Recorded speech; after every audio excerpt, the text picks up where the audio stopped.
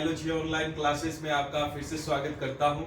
आज जो टॉपिक हम पढ़ने जा रहे हैं उस टॉपिक का नाम है गुरु बीजाणु जनन। तो सबसे पहले तो आपको पता होना चाहिए कि गुरु बीजाणु होता क्या है। दरअसल गुरु बीजाणु एक ऐसी कोशिका होती है जो कि आगे जाके बीजांड के अंदर किसका निर्माण करती है, भ्रूण कोश का निर्माण करती है।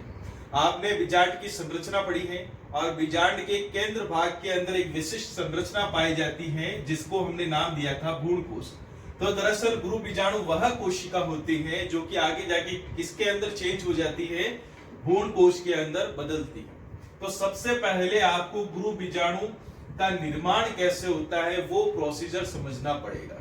तो गुरु बीजाणु निर्माण के लिए सबसे पहले जो बीजांड होता है और बीजांड के अंदर क्या पाया जाता है, बीजांड काय पाया जाता है। इस बीजांड काय के अंदर बहुत सारी कोशिकाएं होती हैं।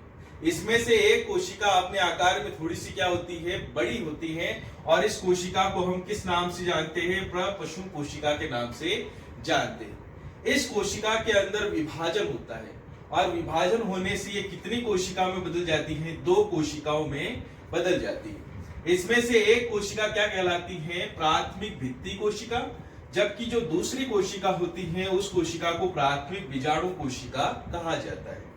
यह जो प्राथमिक बीजाणु कोशिका होती है इसी को हम गुरु बीजाणु मात्र कोशिका के नाम से भी जानते हैं। यह जो गुरु बीजाणु मात्र कोशिका होती है इसमें आगे चल के क्या होता है, अर्धसूत्री विभाजन होता है और अर्धसूत्री विभाजन होने से एक कोशिका से कितनी कोशिका में बदल जाती है, चार कोशिकाओं में बदल जाती है। जैसे जैसे ये आगे जाके वृद्धि करती जाती हैं, इन चारों कोशिकाओं के अंदर से तीन कोशिकाएं नष्ट हो जाती हैं और एक कोशिका ही सक्रिय रूप से वृद्धि करती है। और जो एक कोशिका सक्रिय रूप से वृद्धि करती है इसी कोशिका को हम सक्रिय गुरु बीजाणु के नाम से जानते हैं। इसी कोशिका को सक्रिय गुरु बीजाणु कहा जाता है और यही सक्रिय गुरु बीजाणु होता है वह आगे जाके किसके अंदर चेंज होता है, भ्रूण कोश के अंदर चेंज हो जाता है। अब यह सक्रिय गुरु बीजाणु किस प्रकार से भ्रूण कोश के अंदर चेंज होता है यह प्रोसीजर हम नेक्स्ट टॉपिक के अंदर पढ़ेंगे। और आपका जो नेक्स्ट टॉपिक है उसका नाम है भ्रूण कोश। जो नेक्स्ट टॉपिक पढ़ने जा रहे हैं उस टॉपिक का नाम है भ्रूण कोश।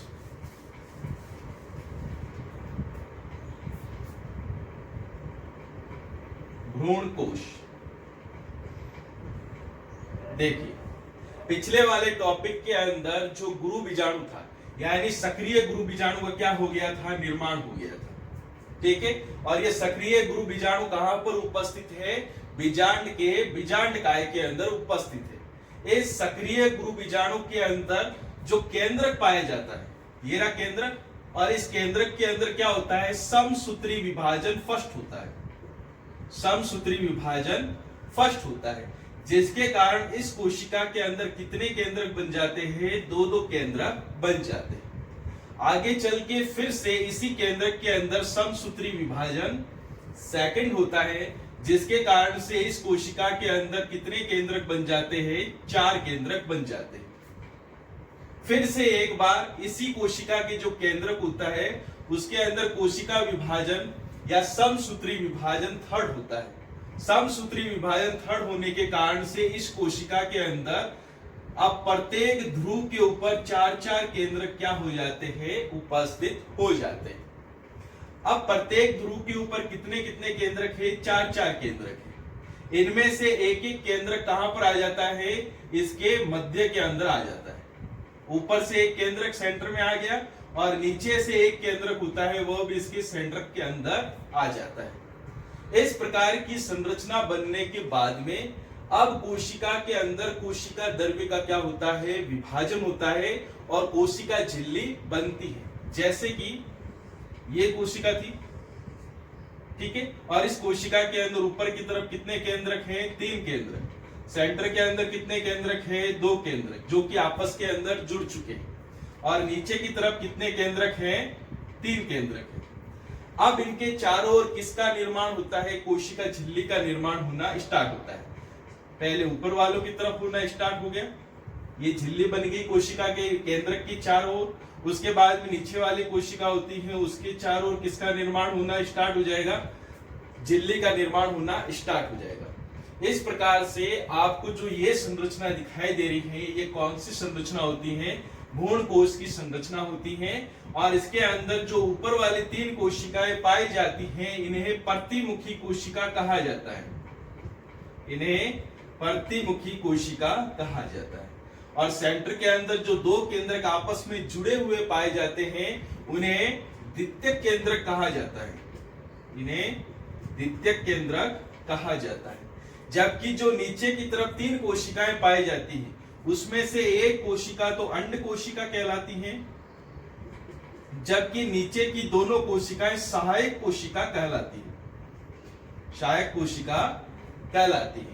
इस प्रकार से इन तीनों कोशिकाओं को हम अगर एक साथ नाम देना चाहें तो इन्हें हम अंड कोशिका के नाम से या फिर अंड समुच्चय के नाम से, अंड समुच्चय के नाम से इन्हें नामांकित कर सकते हैं। इस प्रकार जो ये संरचना डेवलप होती है, इस पूरी संरचना को हम क्या बोलते हैं? भ्रूण कोश बोलते हैं, जिसके अंदर ऊपर की तीनों कोशिकाएं प्रतिमुखी कोशिकाएं कहलाती हैं। बीच के अंदर जो 2 केंद्रक आपस में जुड़े हुए पाए जाते हैं, उन्हें द्वितीयक केंद्रक कहा जाता है। और नीचे के 3 जो केंद्रक पाए जाते हैं या 3 जो कोशिकाएं पाई जाती हैं, उसमें से एक अंड कोशिका, जबकि जो दोनों कोशिकाएं पाई जाती हैं उन्हें सहायक कोशिका कहा जाता है। इस प्रकार का जो भ्रूण कोश होता है, उसकी एक विशेषता होती है। सबसे पहले तो इसके अंदर केंद्रकों की संख्या कितनी है? 1 2 3 4 5 6 7 8। तो इस प्रकार का जो भ्रूण कोश होता है वह 8 केंद्रक वाला होता है, जबकि इसके अंदर कोशिका कितनी होती है? 7। काउंट करो, ऊपर 3, नीचे 3, 6 और एक ये बीच के अंदर। ठीक है, इस प्रकार से यह जो भ्रूण कोश होता है वह 8 केंद्रक वाला, जबकि 7 कोशिका वाली संरचना होती है। इस प्रकार से आपका ये चैप्टर आज कंप्लीट हो जाता है। इस चैप्टर से रिलेटेड जितने भी नोट्स थे वो मैंने आपके ग्रुप के अंदर ऑलरेडी सेंड कर दिए हैं, जबकि इसके अलावा भी इस पार्ट से रिलेटेड जितने भी इंपॉर्टेंट सवाल बनते हैं वो भी मैंने आपको ग्रुप के अंदर सेंड कर दिए। किसी भी प्रकार की अगर आपको प्रॉब्लम आ रही है सवालों को लेकर या फिर किसी भी तरीके की टॉपिक से रिलेटेड, तो आप मेरे को डायरेक्टली कांटेक्ट कर सकते हैं। मिलते हैं नेक्स्ट वीडियो के साथ में, जब तक आपका बहुत बहुत